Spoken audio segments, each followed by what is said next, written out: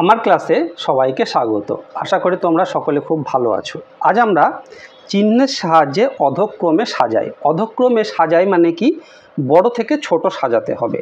তো চিহ্ন কি বসাবো? দেখো, আমরা এই যে দুটো চিহ্ন, এই দুটো চিহ্নকে আগেই চিনেছি। এই চিহ্নের সরু মুখটি যেদিকে থাকে সেদিকে ছোট সংখ্যা থাকে, আর হা করা মুখটি যেদিকে থাকে সেদিকে বড় সংখ্যা থাকে।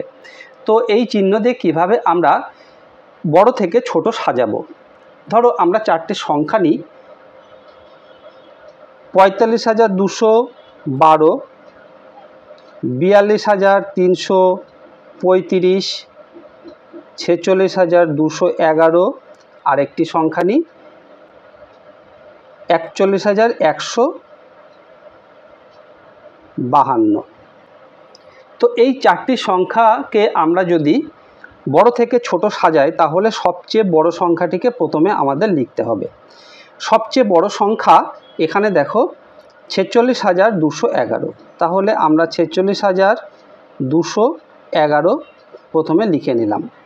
এবার এই চিহ্নর মধ্যে কোন চিহ্নটি বসাবো? দেখো, বড় সংখ্যার দিকে হা করা মুখটি থাকে, তাই আমরা এই চিহ্নটি বসাবো, কারণ এরপরে যে সংখ্যাটি আসবে সেটি এই 46,211 থেকে ছোট হবে। তাই দেখো, এখানে 46,211 চেয়ে একটু ছোট কোনটি? 45,212।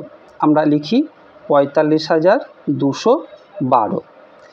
এবার আবার এই চিহ্নটি বসাবো, কারণ এরপরে যে সংখ্যাটি আসবে সেটি 45,212 চেয়ে ছোট হবে।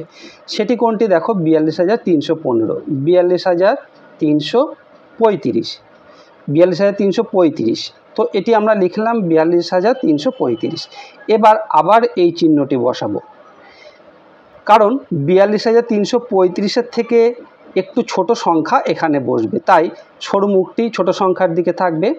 তো 42,335-এর চেয়ে ছোট 41,152, 41,152।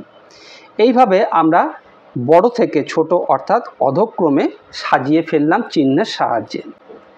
আশা করি ভিডিওটি ভালো করে বুঝতে পেরেছো। ভিডিওটি ভালো লাগলে একটি লাইক করো আর তোমার বন্ধুদের মধ্যে শেয়ার করে দিও, তাহলে তোমার বন্ধুরাও শিখতে পারবে।